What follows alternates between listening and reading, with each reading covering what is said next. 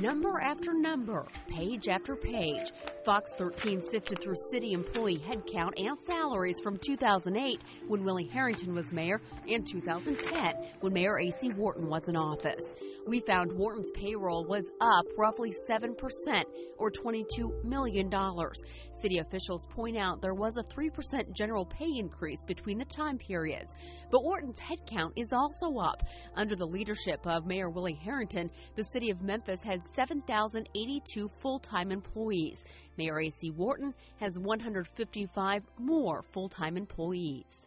Public safety has been and is a priority, so that increase is largely attributable to hiring new police officers. That's how I'd sell it if I was the mayor as well. But syndicated radio talk show host Ben Ferguson says there's still fat to be cut in the city payroll, and he says many salaries are bloated. They are way higher than they would be in the private sector. When you've got, for example, on the city payroll, roofers that are making more money than the private sector, you got a problem. When you have different classification of pothole fillers, to literally we have senior pothole fillers on the city of Memphis payrolls, I think that's a little bit ridiculous. According to SalaryList.com, the average salary for a roofer is $34,000. In Memphis, city roofers are paid almost $60,000. I don't know that it's people making too much money. I think we want to price our jobs where those jobs should be priced.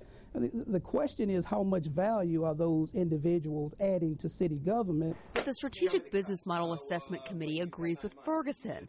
The committee Wharton developed to reshape city government came out with its final report earlier this month, saying the city should re-examine pay scales for city employees to bring them in line with salaries and benefit packages for comparable private sector jobs. And the committee notes Memphis has an abundance of fire and EMS resources and personnel, saying Memphis's 14 fire battalions is almost 2 times greater than all the comparison cities. But Quentin Robinson, the director of the city's Human Resources Department, insists the city is running a lean machine.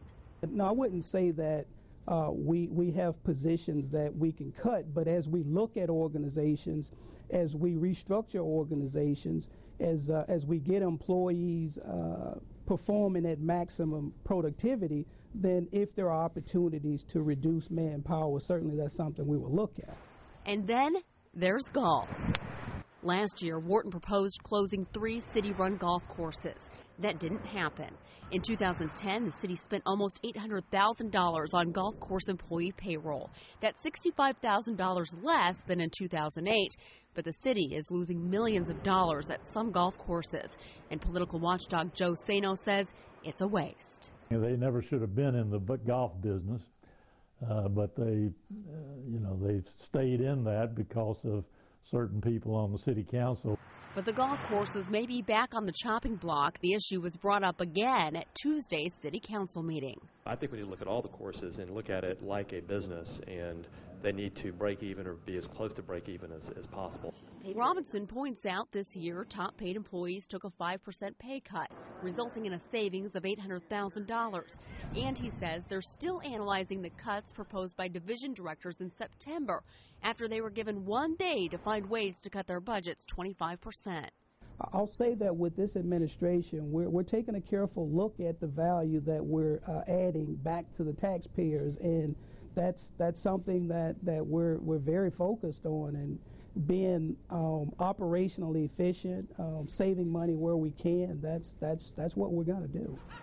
But some question if Wharton will make the cuts they say still need to be made. So I'm waiting for him to step up and say, I'm going to correct these salaries, and I'm going to correct these positions, and I'm going to fix the issue because the citizens of Memphis deserve better. Whether he's willing to make the hard decisions and get rid of unneeded jobs, I don't know. Wharton has not shown any inclination to lay off people, so that's the problem.